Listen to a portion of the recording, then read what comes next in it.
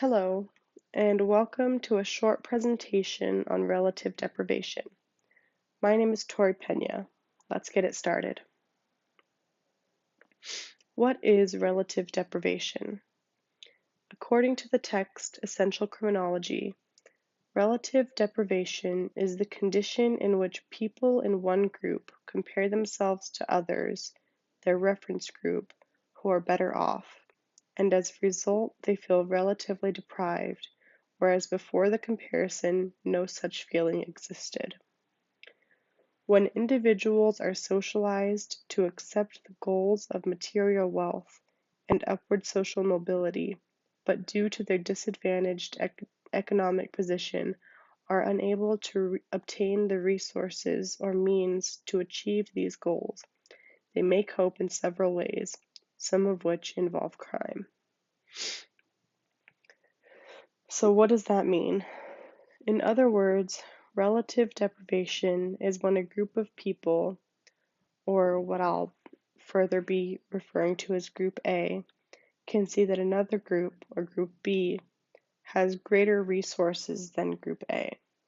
Before looking at Group B, Group A did not realize that it was disadvantaged, but after seeing the difference, Group A might want what Group B has. So what Group A sees could be a difference in income, it could be a difference in access to education or healthcare, it could be a difference in political power, or it could be a difference in a number of other socially important resources.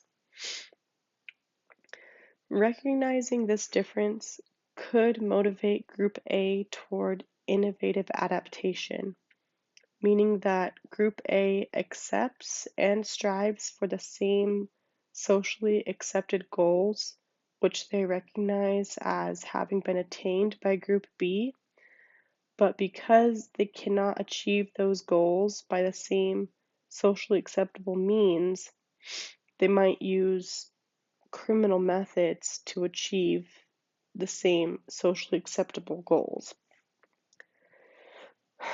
However, recognizing the difference could also potentially motivate Group A to abandon altogether the socially acceptable goals that were achieved by Group B,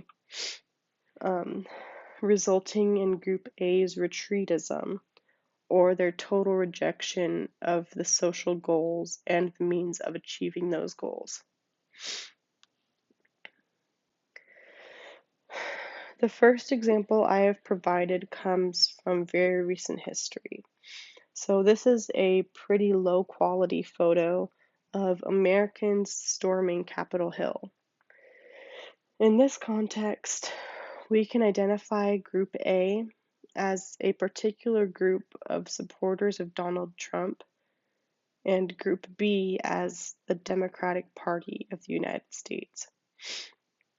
One could argue that normally Donald Trump and his supporters hold themselves in very high esteem, and they regard their political power as greater than that of any other party or any other individual.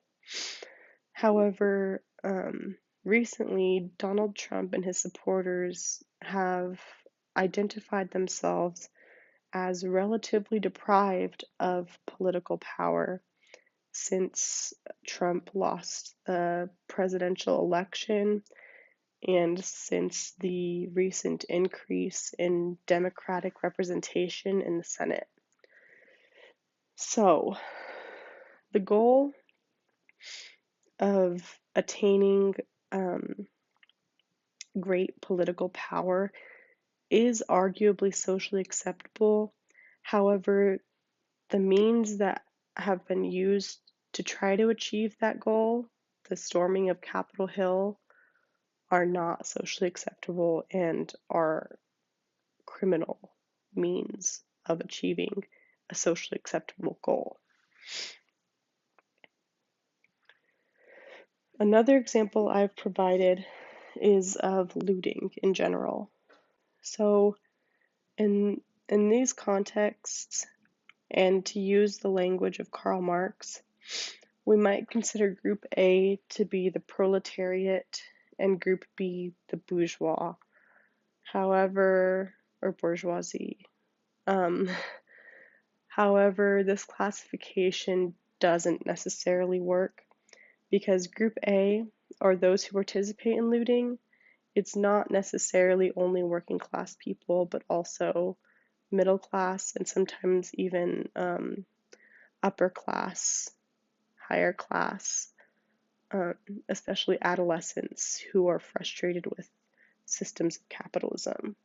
So, Group A, or those who loot, do not always consider themselves relatively deprived, because oftentimes systems of capitalism are present and working but invisible. And Group A might often forget that Group B even exists. However, movements that have recently been seen and heard around the world, like Black Lives Matter and like Medicare for All, sort of force Group A to recognize Group B's existence and to recognize the extreme difference in wealth, in power, and in access to every kind of resource imaginable between the difference of those things between the working class and the capitalist class.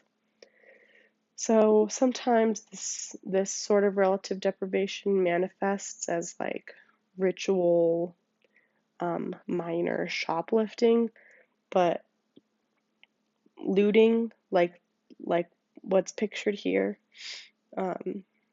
can be described as a bigger moment when that anger culminates and business fronts are destroyed and goods are picked out entirely and resources are distributed in a way that is illegal. It is criminal. That's all on relative deprivation. Thank you for listening, and I wish you well.